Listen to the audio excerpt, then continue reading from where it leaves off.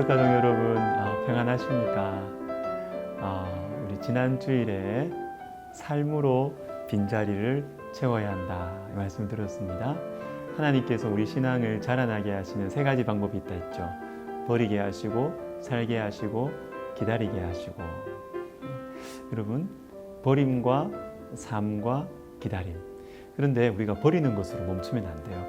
살아야 합니다. 왜냐하면 우리의 마음은 비어 있는 것을 허락을 안 해요. 우리 마음 자체가 뭔가로 채워야 됩니다. 우리의 삶으로 채워야 합니다. 디도서 2장 12절에 신중함과 의로움과 경건함으로 이 세상에 살고 하나님의 말씀에 순종하기 위한 신중함, 의로움, 경건함으로 이 세상을 살아가는 것입니다. 하나님을 향한 열정, 새로운 욕망을 가지고 이 세상에서 살아가는 것이 기독교 신앙입니다. 에베소서 5장 8절 9절 봅시다. 너희가 전에는 어두움이더니 이제는 주 안에서 빛이라. 빛의 자녀들처럼 행하라. 빛의 열매는 모든 착함과 의로움과 진실함에 있느니라. 여러분, 빛은 어둠을 몰아내죠. 근데 중요한 것 어떤 방식으로 이어지는 말씀 보세요. 빛의 열매는 모든 착함과 의로움과 진실함에 있느니라. 어둠의 방식 아닙니다. 이리의 방식으로 이리를 몰아내는 것은 저와 여러분 내 삶과 아무런 상관이 없어요. 빛의 방식으로 착함과 의로움과 진실함으로 어둠을 몰아내야 하는 것입니다. 그런데 만약에 그렇게 착하게 살다가 말씀 따라 살다가 실패하면 어떡해요? 뭔가 성공을 해야 되지 않습니까? 근데 여러분 괜찮아요. 기대했던 결과가 나지 않아도 괜찮아요. 성공은 우리의 목적이 아닙니다.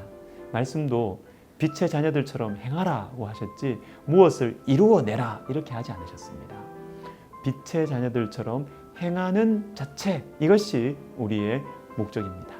착함과 의로움과 진실함으로 살아가는 것 자체가 목적이고 열매고 성공이에요. 때로는 우리가 했던 어떤 선한 행동들이 우리가 죽고 나서 결과 날 수 있습니다. 그리고 내가 보지 못하는, 내 눈에 안 보이는 누군가의 마음 속에 우리 삶의 열매가 거기에 맺힐 수도 있는 것입니다. 여러분, 삶이 중요하다, 말씀대로 살아야 한다라는 이런 말씀은 들을 때는 좋고 다른 사람들을 향해서 말할 때는 참 쉽고요. 이게 할 말도 많습니다. 그러나 내가 그렇게 하려면 부담이 돼요. 부담이 돼요. 자, 한 가지만 기억하십시오. 오늘 하루가 중요합니다. 오늘부터 시작하면 된다라는 것입니다. 누가복음 9장 23절에 또 무리에게 이르시되 아무든지 나를 따라오려거든 자기를 부인하고 날마다 제 십자가를 지고 나를 따를 것이니라. 여러분, 날마다 오늘을 살아야 한다라는 것입니다. 히브리서 3장 13절도 읽어보도록 하겠습니다. 히브리서 3장 13절입니다. 오직 오늘이라 일컫는 동안에 매일 피차 권면하여 너희 중에 누구든지 죄의 유혹으로 완고하게 되지 않도록 하라. 오늘이라 일컫는 동안에 매일, 어제 살았던 것으로 안 됩니다. 10년 전, 20년 전 받았던 은혜로 살려고 하면 어떻게 된다고요? 죄의 유혹으로 완고하게 됩니다. 여러분, 죄의 유혹을 이기기 위해서는 말씀의 권면을 받아야 되는데 오늘 받아야 돼요. 매일 받아야 됩니다. 여러분, 그렇지 않으면 우리의 마음이 완고하게 된다. 죄의 유혹으로 완고하게 되지 않도록 하라. 여러분, 완고한 것 위험해요. 건강할 때는 이렇게 몸이 부드러워요. 사람도 그렇고요. 어떤 조직도 그렇습니다. 우리 몸은 더 그렇죠. 마음이 완고해진다, 마음이 딱딱해진다는 것은 마음이 병들어가고 있다는 증거입니다. 우리의 마음이 완고해지지 않게 위해서는 말씀의 권면을 받아야 합니다. 그것도 매일 말씀 붙들고 오늘을 살아가는 것입니다. 자, 어떻게 우리가 빛의 자녀들처럼 살아갈 수 있을까? 제가 말씀을 마무리하면서 프랭크 루박 선교사님의 권능의 통로 책의 한 부분을 소개해드렸습니다. 두 가지 신앙생활이 있다고 그랬습니다. 윤리신앙과 생명신앙. 윤리신앙과 생명신앙. 윤리신앙이 뭐냐?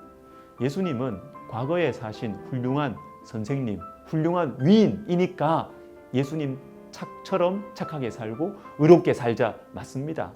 이것이 부족해서 안타까운 일들 생기고 우리에게 들려오죠. 그런데 여러분 여기에서 멈추시면 안 돼요. 윤리신앙에서 멈추면 안 돼요. 그러면 예수님을 개인적으로 체험을 하셔야 됩니다. 예수님을 개인적으로 만나고 과거에 사셨던 훌륭한 선생님 아니고 훌륭한 위인이 아니고 과거에 사신 것 맞지만 그 예수님이 지금 내 마음 속에도 살아 계신다. 이것을 의식하면서 그분의 인도하심을 따르며 살아가는 것이 신앙생활의 핵심입니다. 여러분 예수님은 우리의 마음이 변화되는 것을 원하세요. 자, 여러분 교회가 하는 일이 뭡니까? 세상의 다른 단체들과 교회가 다른 게 뭐예요? 우리 마음에 관심이 많아요. 눈에 보이지 않지만 그러나 우리의 삶을 결정짓는 이 마음을 중요하게 여기자, 마음을 새롭게 하자. 저도 계속 이걸 말하잖아요. 이게 교회입니다, 여러분 교회. 우리 마음의 주인이 예수님이 되어야 우리의 삶이 예수님을 닮아가게 되는 것입니다. 여러분 이제 우리 들은 말씀 가지고 우리 이번 한 주 또 잘 또 살아야 되겠죠. 남은 한 주 아래와 같이 우리 다시 한번 기도했으면 좋겠어요. 지금 바로 우리 다시 한번 기도합시다. 그냥 보면서 읽으셔도 좋을 것 같아요. 주님 제 마음 속에 오십시오. 제 마음은 병들어 있습니다. 제 마음은 어둡고 제 멋대로이고 힘이 없습니다. 주님 제 마음에 오십시오. 제 마음을 고쳐주십시오. 제 마음에 말씀이 스며들게 하옵소서. 그래서 제 삶을 변화시켜 주옵소서.